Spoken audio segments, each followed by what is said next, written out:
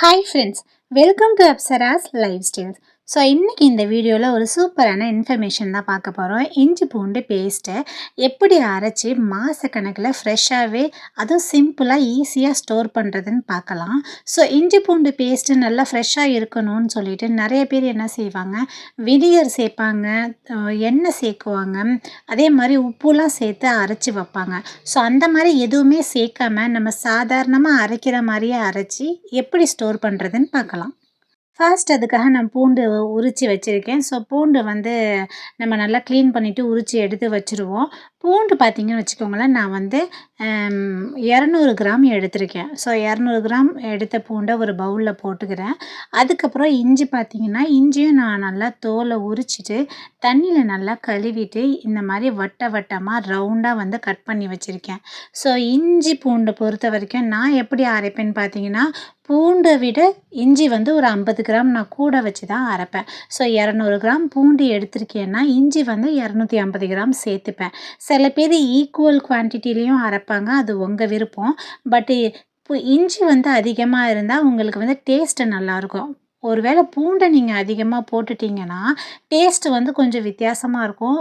பூண்டோட ஸ்மெல்லு உங்களுக்கு டாமினேட் பண்ணும். அதுக்காக தான் எப்போதுமே இஞ்சி பூண்டு பேஸ்ட்டை அரைக்கும் போது இஞ்சி மட்டும் நம்ம கூடவா போட்டுக்கிறது நமக்கு நல்லது. ஸோ நம்ம எடுத்திருக்க இஞ்சி பூண்டை ஒரு மிக்சர் ஜாரில் போட்டுருவோம். போட்ட பிறகு நம்ம ஒரு 2-3 பல்ஸ் விட்டு நம்ம ஃபஸ்ட்டு எடுத்துகிட்டு வந்துடுவோம்.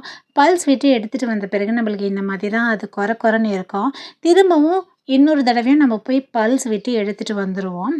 எடுத்துகிட்டு வந்த பிறகு திரும்பவும் அதே மாதிரி குறன்னு தான் இருக்கும்.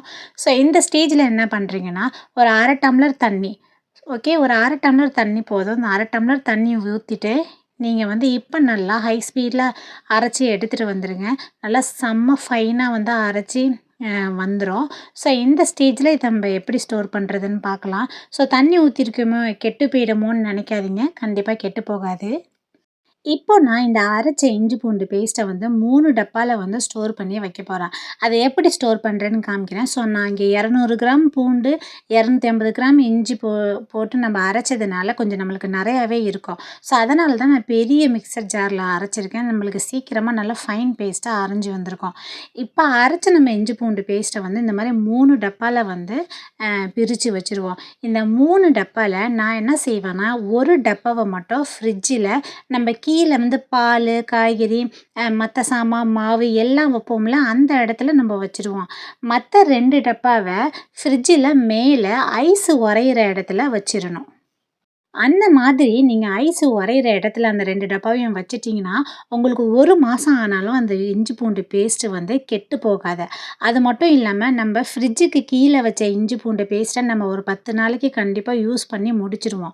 யூஸ் பண்ணி முடித்த பிறகு இந்த மாதிரி நம்ம ஐஸ் உறையிற இடத்துல வைக்கிற இஞ்சி பூண்டு பேஸ்ட்டை அது சரியாக போனதுக்கப்புறம் ஒரு டப்பாவை அதுக்கப்புறம் நான் எடுத்து ஃப்ரிட்ஜுக்கு கீழே வச்சிடுவேன். கீழே வச்சதுக்கப்புறம் அது நார்மலாக இஞ்சி பூண்டு பேஸ்ட்டு மாதிரி ஐஸ் கட்டிலாம் விட்டு நார்மலாக ஆகிடும். ஸோ அந்த மாதிரி இருக்கும்போது நம்ம அந்த டப்பாவை ஒரு வாரத்துக்குள்ளே யூஸ் பண்ணிடலாம். அதுக்கப்புறம் இதுவும் சரியாக போனதுக்கப்புறம் தான் நான் 3வது டப்பாவை எடுத்து வச்சு நான் யூஸ் பண்ணுவேன். ஸோ நான் இந்த மாதிரி தான் இஞ்சி பூண்டை அரைச்சி ஸ்டோர் பண்ணுவேன். இதில் ஆயில், வினிகர், எண்ணெய் எதுவுமே சேர்க்க மாட்டேன்.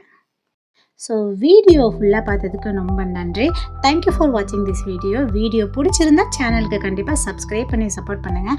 லைக் பண்ணுங்கள், பெல் ஐக்கனை கண்டிப்பாக ஆன் பண்ணிக்கோங்க. பாய்.